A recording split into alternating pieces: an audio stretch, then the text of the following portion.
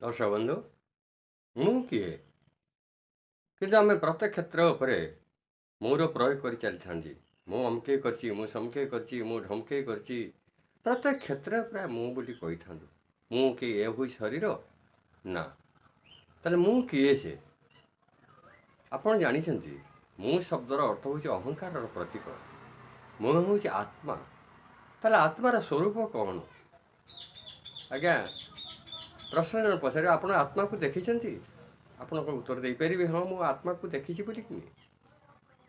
ଆତ୍ମାର ତ ସ୍ୱରୂପ ନାହିଁ, ପାଞ୍ଚଟି ଗୁଣରୁ ରହିତ। ସେ ହେଉଛି ଆତ୍ମା। ଗୋଟେ ରୂପ ନାହିଁ, ରସ ନାହିଁ, ଚାଖିଲା ଭଳିଆ ବସ୍ତୁ ନାହିଁ, ଗନ୍ଧ ନାହିଁ, ଶୁଙ୍ଘିଲା ଭଳିଆ ଜିନିଷ ନୁହେଁ, ରୂପ ରସ ଗନ୍ଧ ସ୍ପର୍ଶ ଛୁଇଁଲା ଭଳିଆ ବସ୍ତୁ ନୁହେଁ, ଶବ୍ଦ ବି ନାହିଁ। ତାହେଲେ ସେ କିଏ? ତା କାହା ଦ୍ୱାରା ଦେଖିହେବ? ନା ଆଜ୍ଞା, ଦେଖିହେବ।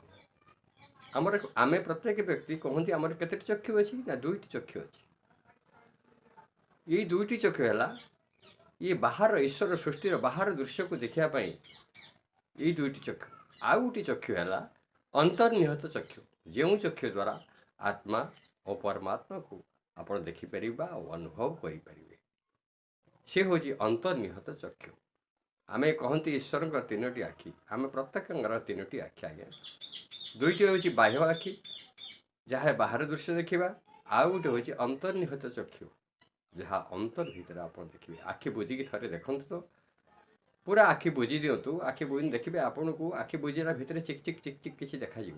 ତାହେଲେ ସେଇଟା କିଏ ଦେଖୁଛି? ସେଇ ଅନ୍ତର୍ନିହିତ ଚକ୍ଷୁ। ସେଇ ଅନ୍ତର୍ନିହିତ ଚକ୍ଷୁ ମାଧ୍ୟମରେ ଆମେ ମୁଁ କିଏ, ସେ ହେଉଛି ଆତ୍ମା, ଆତ୍ମାକୁ ଦେଖିପାରିବେ। ରଖୁଛି ଆଜ୍ଞା, ନମସ୍ତେ।